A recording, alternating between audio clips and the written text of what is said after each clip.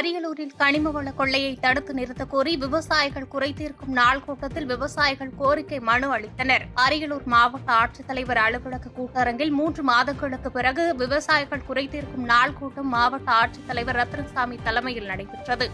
கூட்டத்தில் கலந்து கொண்ட விவசாயிகள் அரியலூர் மாவட்டத்தில் புறம்போக்கு இடங்கள், ஏரிகள் உள்ளிட்ட இடங்களில் கனிம வள கொள்ளை நடைபெறுவதாகவும் இதை துறை சார்ந்த அதிகாரிகள் கண்டுகொள்ளவில்லை என்று குற்றச்சாட்டு வைத்தனர்.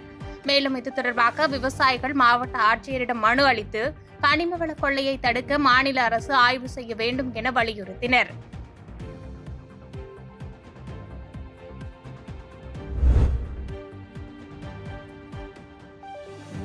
(2026) தமிழகத்தில் பாஜக வெற்றி பெற்று அண்ணாமலை முதலமைச்சராக ஆட்சி அமைப்பார் என்று மதுரையில் பாஜக சிறுபான்மையினர் அணி தேசிய தலைவர் ஜமால் சித்திக் பேட்டி அளித்துள்ளார்.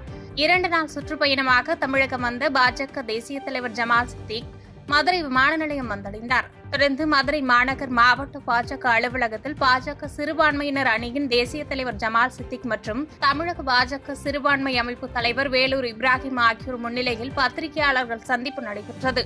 அப்போது பேசிய ஜமால் சித்திக், தேசிய தலைவர் ஜே.பி. நட்டா அறிவுறுத்தலின்படி 2 நாள் சுற்றுப்பயணமாக தமிழகம் வந்துள்ளதாகவும் தமிழகத்தில் உள்ள பல்வேறு சிறுபான்மை அமைப்பு தலைவர்களை சந்தித்து பாஜக திட்டங்கள் குறித்து எடுத்துரைக்க உள்ளதாக கூறினார். தொடர்ந்து பேசிய அவர், தமிழகத்தை ஆட்சி செய்யும் திமுக அரசு மத்திய அரசு கொடுத்த பட்ஜெட்டை விமர்சனம் செய்வதாக தெரிகிறது. அனைவருக்குமான பட்ஜெட் தான் பாஜக அரசு வழங்கியுள்ளது. 2026 நிச்சயமாக தமிழகத்தில் பாஜக வெற்றி பெற்று அண்ணாமலை முதலமைச்சராக ஆட்சி அமைப்பார் என்று தெரிவித்தார்.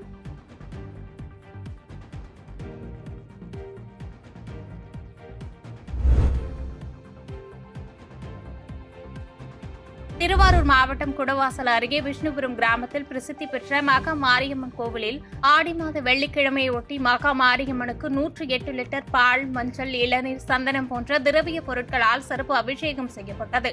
தங்க முலாம் பூசப்பட்ட வெள்ளி கவசத்தால் அலங்காரம் செய்தனர். மேலும் 2501 2 நாணயங்களால் மாலை அணிவிக்கப்பட்டு தீபாராதனை காண்பித்தனர். அதனைத் தொடர்ந்து பக்தர்களுக்கு அன்னதானம் வழங்கப்பட்டது.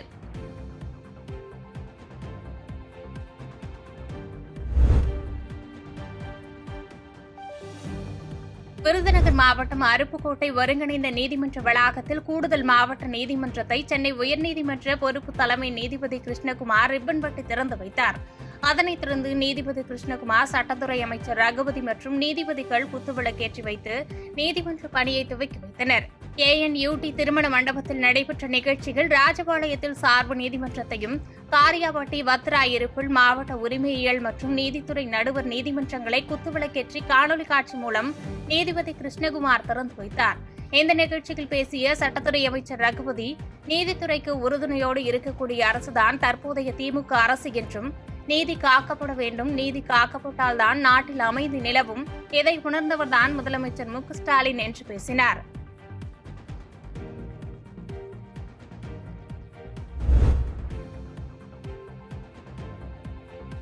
மயிலாடுதுறை அருகே படைவெட்டி மாரியம்மன் கோயிலில் 48 ஆண்டுகளுக்கு பின்பு கிராம மக்கள் ஒன்று சேர்ந்து நடத்திய தீமிதி திருவிழா வெகு விமர்சையாக நடைபெற்றது. மயிலாடுதுறை அருகே கஞ்சா நகரம் கிராமத்தில் உள்ள பழமை வாய்ந்த ஸ்ரீ படைவெட்டி மாரியம்மன் கோயில் தீமிதி திருவிழா வெகு விமர்சையாக நடைபெற்றது. முன்னதாக காவிரி கரையிலிருந்து சக்தி கரகம் புறப்பட்டது. மேளதாள வாத்தியங்கள் முழக்க விரதமிருந்து காப்பு கட்டிய 100க்கும் மேற்பட்ட பக்தர்கள் சக்தி கரகத்துடன் வீதியுலாவாக ஆலயம் வந்தடைந்தனர். தொடர்ந்து ஆலயத்தின் முன்னே அமைக்கப்பட்டிருந்த தீக்குழியில் தீமிதித்து தங்களது நேர்த்திக்கடனை செலுத்தினர். இதில் அலகு எடுத்தும் வாயில் 16 அடி நீள அலகு குத்தியும் ஏராளமானோர் தீமிதித்தது பக்தர்களை பக்தி பரவசத்தில் ஆழ்த்தியது. பெண்கள் மாவிளக்கு தீபமிட்டு தீமிதி திருவிழாவை கண்டு தரிசனம் செய்தனர்.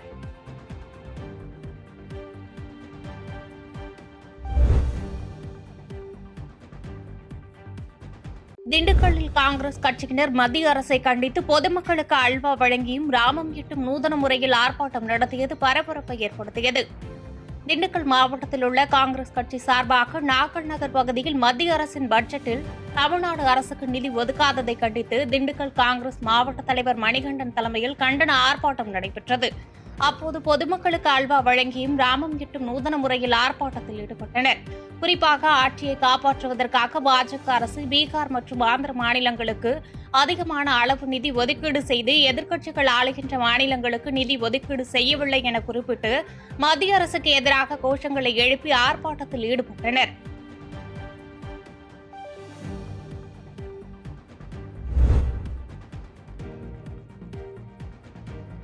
வேலூரில் வாகன ஓட்டிகளிடம் லஞ்சம் வாங்கிய விவகாரத்தில் காவலர் மற்றும் ஊர் காவல்படையை சேர்ந்த ஒருவர் ஆகியோர் பணியிடை நீக்கம் செய்யப்பட்டுள்ளனர். வேலூர் மாவட்டம் பள்ளிகொண்டா சுங்கச்சாவடியில் நேற்று இரவு ரோந்து பணியில் ஈடுபட்டிருந்த 2ஆம் நிலை காவலர் சங்கர் மற்றும் ஊர்காவல் படையை சேர்ந்த நவீன் ஆகியோர் வாகன ஓட்டிகளிடம் கையூட்டு பணம் பெற்றதாக வீடியோ ஒன்று வைரலானது. காவல்துறையினரின் நற்பெயருக்கு களங்கம் ஏற்படுத்தும் வகையில் நடந்து கொண்டது உறுதியானதை அடுத்து இருவரை பணியிடை நீக்கம் செய்து வேலூர் மாவட்ட காவல் கண்காணிப்பாளர் மணிவண்ணன் உத்தரவு பிறப்பித்து அதிரடி நடவடிக்கை மேற்கொண்டுள்ளார்.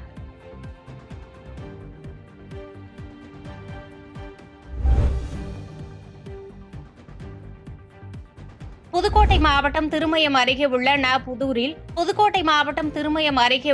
புதூரில் அமைந்துள்ள முத்துமாரியம்மன் கோவிலில் ஆடி வெள்ளியை முன்னிட்டு மழை பெய்து விவசாயம் தழைக்க வேண்டியும் குடும்ப நன்மை வேண்டியும் திருவிளக்கு பூஜை விமர்சையாக நடைபெற்றது.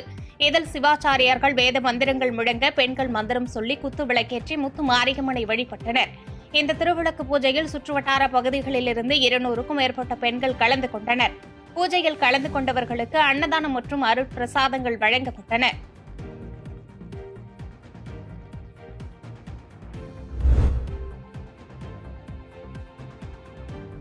நீலகிரி மாவட்டத்தில் தென்மேற்கு பருவமழை தீவிரமடைந்துள்ளது. உதகை மற்றும் அதன் சுற்றுவட்டார பகுதிகளில் கனமழை பெய்து வருகிறது. கடந்த 10 நாட்களுக்கு மேலாக தென்மேற்கு பருவமழை தீவிரமடைந்து வரும் நிலையில் குந்தா தாலுகாவிற்குட்பட்ட எடக்காடு பாதாகண்டி பகுதியில் மண் சரிவு ஏற்பட்டுள்ளது. இதன் காரணமாக எடக்காடு உதகை இடையே போக்குவரத்து பாதிப்பு ஏற்பட்டுள்ளது. தொடர்ந்து அப்பகுதியில் நெடுஞ்சாலைத்துறையினர் மற்றும் தீயணைப்புத் துறையினர் சென்று சாலையில் விழுந்துள்ள மண் மற்றும் கற்களை அகற்றும் பணியை மேற்கொண்டு வருகின்றனர்.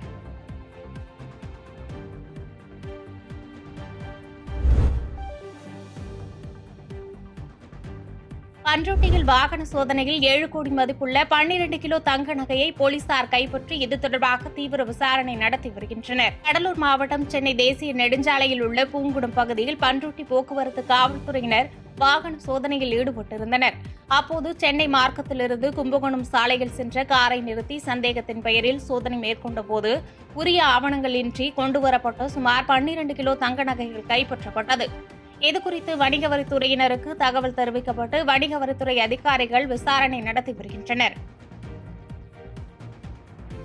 பாதகம் செய்பவரை கண்டால் நாம் பயங்கொள்ளலாகாது பாப்பா, மோதி மிதித்து விடு பாப்பா, அவர் முகத்தில் உமிழ்ந்து விடு பாப்பா.